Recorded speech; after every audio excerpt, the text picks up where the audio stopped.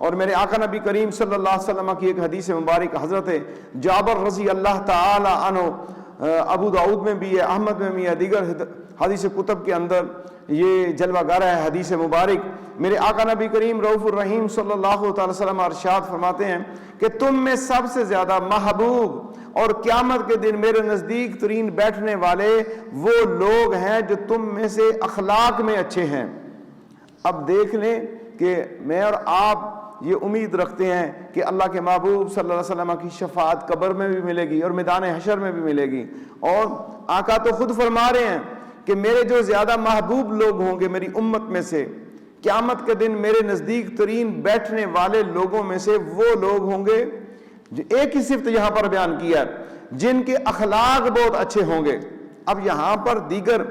جو شریعت نے ہمارے اوپر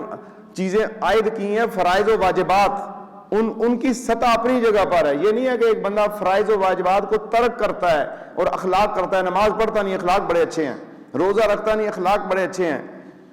اور اخلاق بڑے اچھے ہیں زنا و بدکاری بھی کر جاتا ہے، نہیں،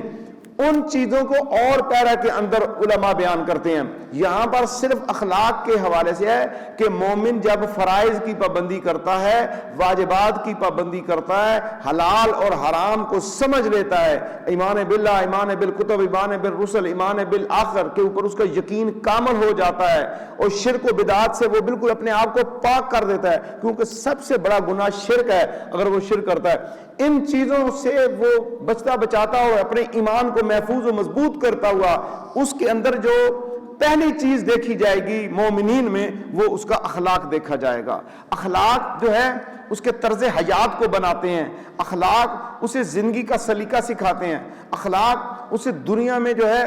بہت سے لوگوں کے اندر محبت والا بنا دیتے ہیں، اور اخلاق سے وہ لوگوں کے دلوں کو جیت لیتا ہے۔ اور اسلام بھی دیکھ لیجئے تلوار سے نہیں پھیلا، اخلاق کے ساتھ پھیلا ہے۔ میرے آقا صلی اللہ تعالی وسلم نے اپنے اخلاق کے ذریعے، اپنی محبت کے ذریعے جو توحید کا پیغام دیا ہے، پتھر کھائے ہیں لیکن توحید کا پیغام دیتے رہے ہیں، لوگوں نے برا بھلا بھی کہا، سادوں کو امین ماننے کے باوجود جب آپ نے لوگوں کو دعوت حق دی کہ لوگوں اللہ ایک ہے، اس کے آگے جھک جاؤ، اسے الہ مانو، لوگوں نے انکار کر دیا، اس کے باوجود دل برداشتہ نہیں ہوئے، اپنے کام کو جاری رکھا۔ کافروں کے بچے بھی چھوٹے آپ کو ملتے، آپ ان کے سر پر بھی جو ہے اپنا مبارک ہاتھ پھیرتے کہ یہ تو بچے ہیں، اور آپ کے اخلاق سے بچے متاثر ہو کر اسلام لے کے آئے ہیں۔ میں نے مطالعہ میں یہ پڑھا کہ چھوٹے بچے آپ کے اخلاق سے متاثر ہوئے ہیں، اور چھوٹے چھوٹے بچے آپ کے انتظار میں چوراہوں پہ کھڑے ہو جاتے تھے کہ آقا صلی اللہ علیہ وسلم کا گزر یہاں سے ہوگا۔